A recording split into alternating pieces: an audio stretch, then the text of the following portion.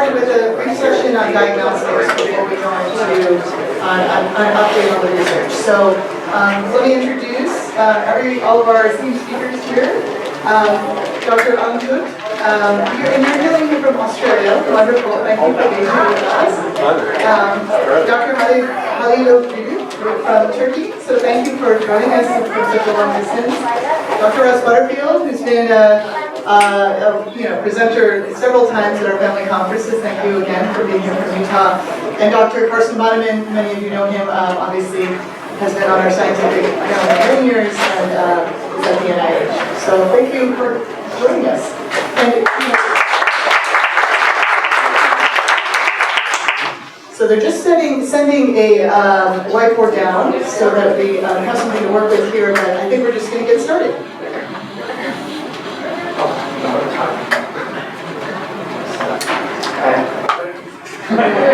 So I can maybe start a conversation with person. Let's talk a couple things.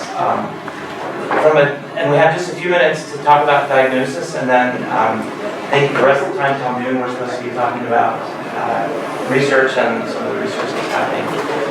They asked us to keep it pretty informal, so I didn't bring slides or anything, and just here to talk about you. I'm glad you did, because I almost did.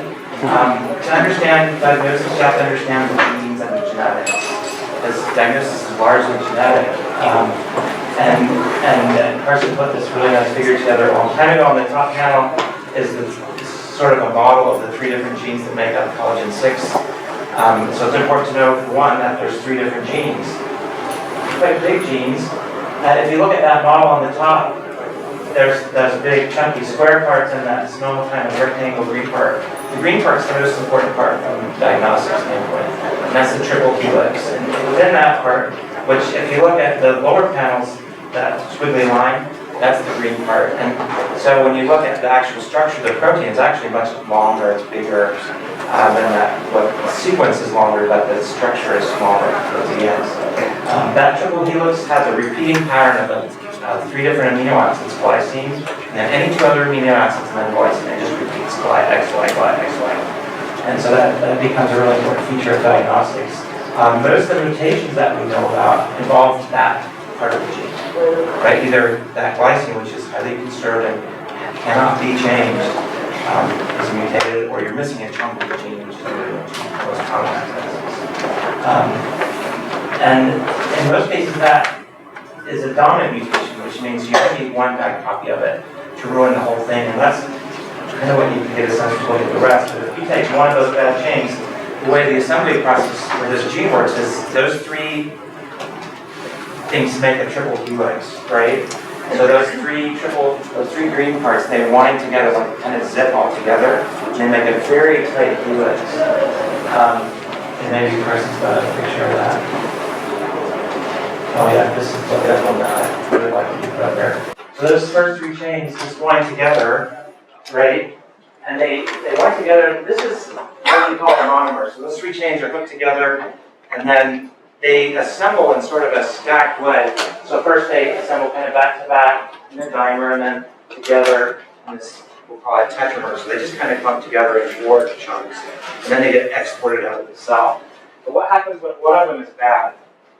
Well, half of them have a bad of that original monomer, right? But when you start adding them together, almost all of them are going to have at least 1 bad chain, right? This final monomer is really a compilation of 12 different collagen 6 chains, and very few of them will have all normal chains.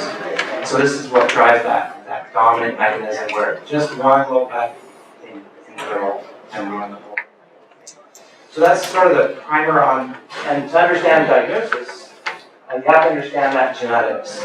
So if you look at like the mutations, and this is some work that we compiled back a little while ago, just this bottom panel is some work that we did looking at just the glycine mutations a couple of years ago.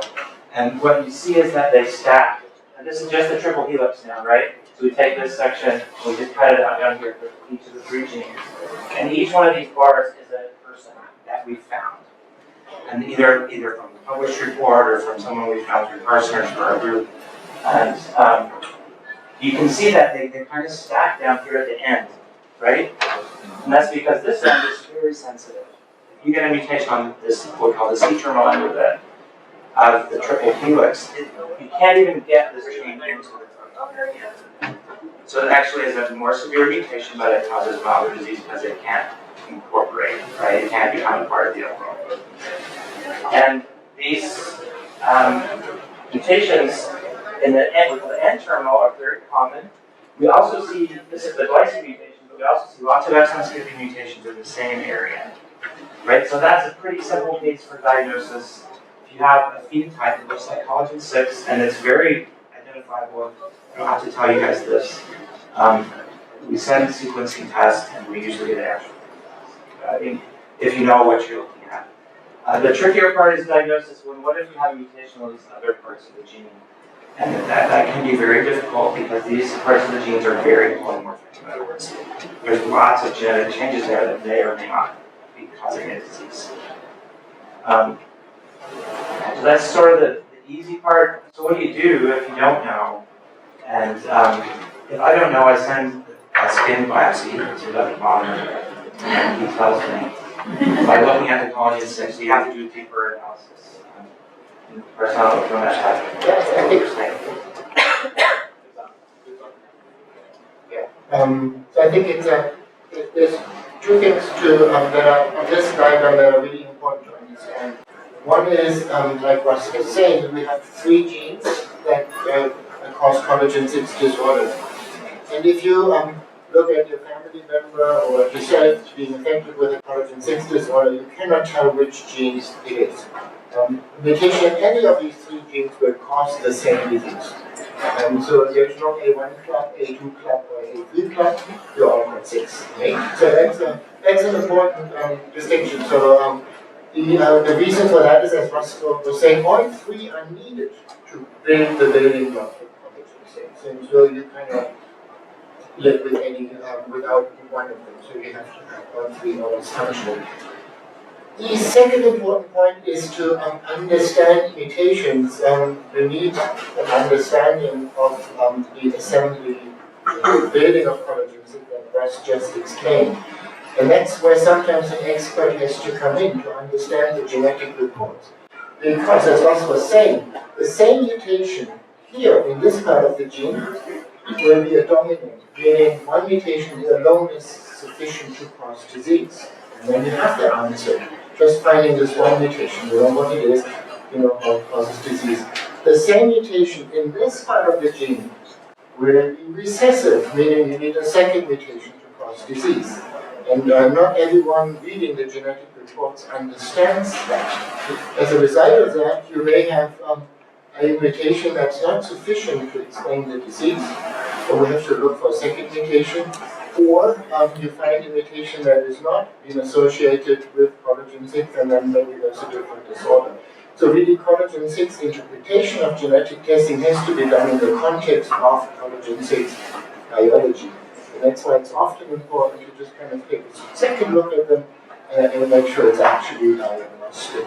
And if it's questionable, then we have to do additional testing. Sometimes that includes muscle imaging, muscle MRI. Sometimes it includes looking at a biopsy from the skin to look at the collagen 6 staining in there. At the very least, it involves looking at the patient to see does this patient actually has the collagen 6 disorder or not. Does it all make sense? Because the reason for that, it's so important to, in our day and age, and we come to that in the next part of the session, in our day and age, we want to and need to know the molecular diagnosis down to the single base pair in the genome because we want to develop therapies. And the therapies are dependent on that we know what actually the mutation is. So that's why diagnostics is important beyond just having a label. But it starts being important thinking about therapy, like the reviews that we're going to talk about later. So it's complicated, but we're here to help. And maybe just we can talk a little bit about when we don't find the gene. I mentioned earlier that the phenotype for collagen 6 is recognizable if you know what you're looking at. And Carsten's group and others just published this very interesting case series group of patients who looked like they had disease, but mutation was not found when the sequencing tests were done. And the read, you have a slide with the pseudoexon, and all that very simple, but what I think we learned from that is that the phenotype itself is so characteristic, and so if we can't find that mutation, there's going to be an explanation that involves collagen 6. And the mechanism for that in this case was in the middle of that, parts of the gene that don't make the protein, called introns, right? There's a whole bunch of space as you make the gene. The code for protein and things that don't look for anything. And that middle section had a mutation in it.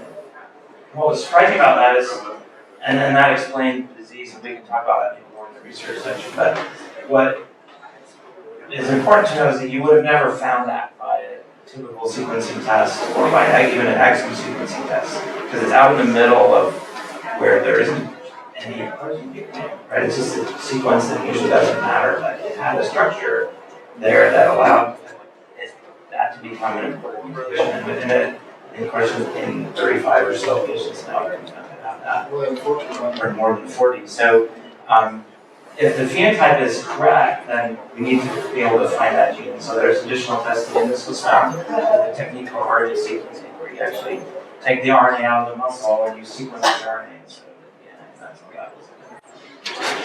Yeah, so regular genetic testing just looks at where the protein is being encoded in the exons here. Even for exome sequencing, it only looks at these parts, but the mutation was in fact right in the middle in between them. And there's no man's land where we haven't looked at genetic testing up to this point. And the message is, what you have clinically, the clinical disorder is the most important side here. And so a negative genetic test doesn't mean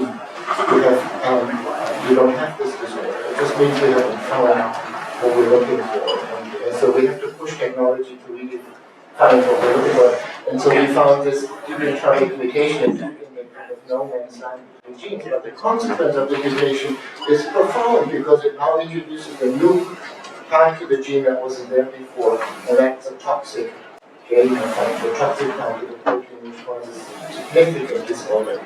And good news here is this is a mutation that can be addressed by treatment, so it's extremely important to know about it.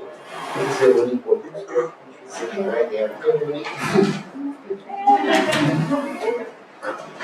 So yeah, those are, and I know this is very complicated, but I just give you an impression that really the odyssey looking for a diagnosis does not stop with the negative genetic test that your doctor has sent. It really does not stop there. It really has to go all the way to finding the answer and finding a satisfactory answer for this disease. And that's where we are all here to help. Maybe Doctor, you can explain how that works in Turkey, yeah. And really the diagnosis depends on recognition of the clinical phenotype and combining the muscle histopathology, skin biopsy findings from the fibroblasts culture, MRI pattern, and the involvement of the muscles in the MRI, and combining all those data with the genetic results. As Carsten and Russell nicely addressed, some of our patients in our hands have negative results, and it is most important to have a final genetic diagnosis in terms of having those patients be exposed to individualized treatments. So we have to put all our efforts as clinical pediatric neurologists to share our phenotypes and the findings that we have in our patients with the genetic team to just have a diagnosis at the end of the day for our individual patients. And Goknur is one of those brilliant clinicians who really the outperform any genetic so many patients in Turkey, and really the clinical impression, the clinical diagnosis is so important because the resources are less available, right? And so you have to have a very good clinical sense of what you're after. and then I have to say that, but the second thing is that there's an expanding amount of laboratories that are giving, the exome sequencing results to our hands. So we have to evaluate them with caution as well. So we have to discuss in any platform. And, I have this great comfort to have you both in this room, having the opportunity to value your overseas and discuss my patients with you all. Thank you. And that brings up another very important point that you as parents, families, affected persons may want to experience, that you get contacted online, on Facebook, from somewhere by a family where a mutation in collagen 6 was found. Right? I have a change in collagen 6, can I be part of your group, or can you help me on? So the first step is really to make sure that this family really has a valid mutation in collagen 6 and not a variant in collagen 6 that in fact doesn't cause disease, which in collagen 6 can happen very frequently because these are large genes with lots of variation in normal people. And just because a genetic testing laboratory says this is a variant that we have never seen before, probably causes disease, and therefore we have collagen 6 myopathy.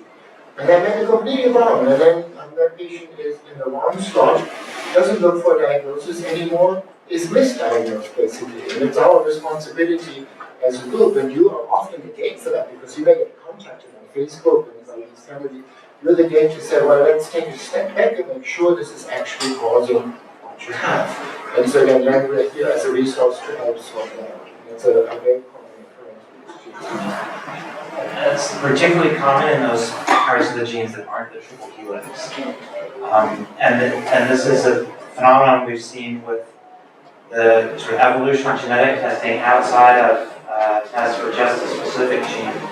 5 or 6 years ago, if I saw a patient with a collagen 6 disorder, I was going to order one test. It would be a sequencing test for collagen 6. There's a phenotype that's the patient's right. Now I might order a test that covers 50 or 100 genes, in part because it's just cheaper, even if I still think it's collagen 6.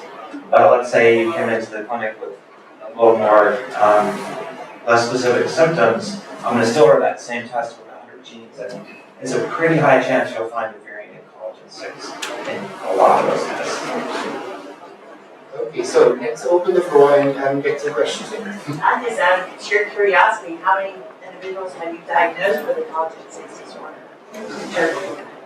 And how many exist, and how many do you know?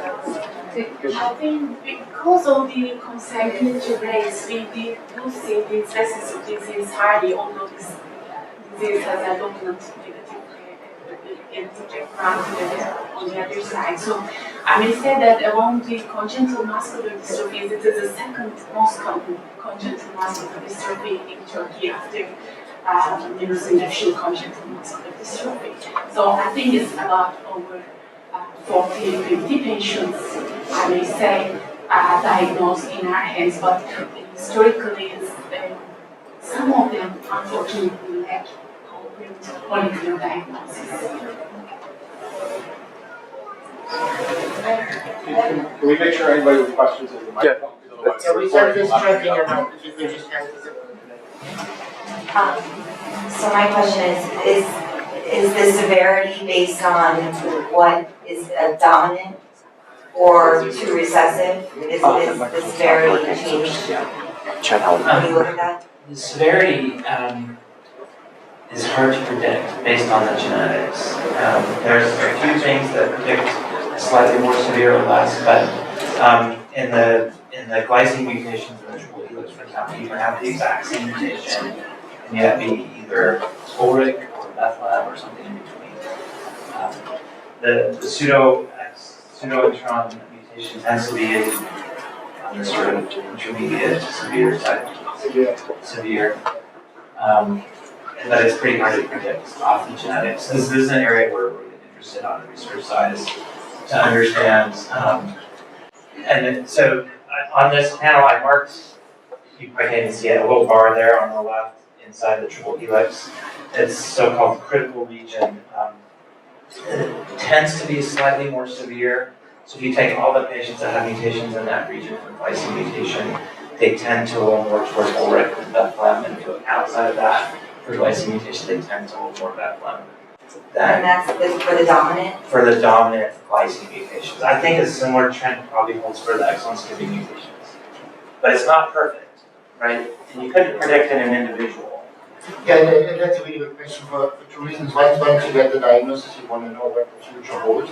And that's not alone, it's not with alone in mutation, it's always looking at the individual, the patient as well, and make sense of the two. There are a few emerging rules, like what Russ was saying. There's some exon deletions that are more consistently on the severe side, and some are more variable. So for instance, the exon 16 in the alpha 3 in the A3 there is more severe of the dominant negative.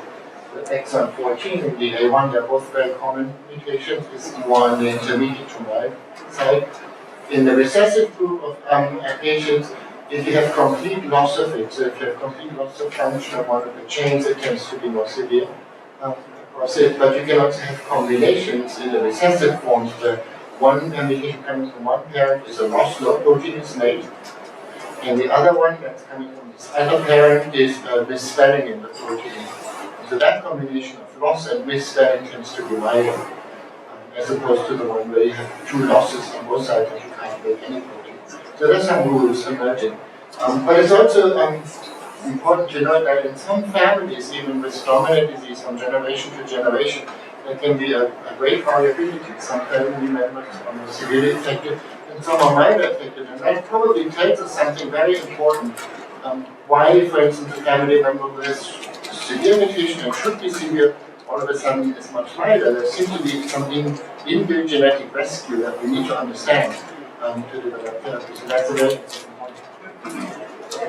We will have one last question on diagnostics so we can stay on track for the conversation. So it's kind of segue into that. Yes, So, yeah, we'll segue. One last diagnostic. I can just speak up. Are there any other? It's for audio record. Okay. Are there any other SNPs, for example, maybe glycine metabolism that would affect the severity or the genome as far as genetics? When you say SNPs, Well, there's like, So then the question is really a variability in other genetic pathways that influence the. right, so maybe this actually segues nicely into the research. Because the main project I'm working on is trying to understand if there's other genes that modify severity. In Duchenne muscular dystrophy, they've found a couple different genes. One's called LPP4, the other one's called DROMSPONDIN1, and there's another osteopontin gene that other group has found that modulates severity of Duchenne. I think there may be genes that modulate severity of Collagen as well.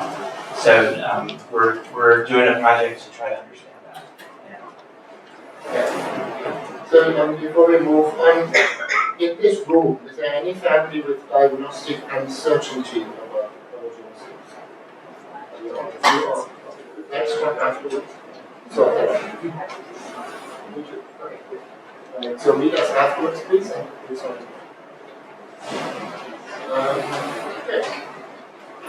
So we're moving into research, and so there is. I'm not quite sure how we should do this because there's so much to talk about, but I can give you a few. Maybe I can, because there's some new families in the room. I show you a few pictures where collagen 6 actually is in the muscle. It's supposed to be doing in the muscle, and then we can talk about two general topics. One is what goes wrong in the muscle if you don't have collagen 6, and secondly, how do we address the genetic problem directly with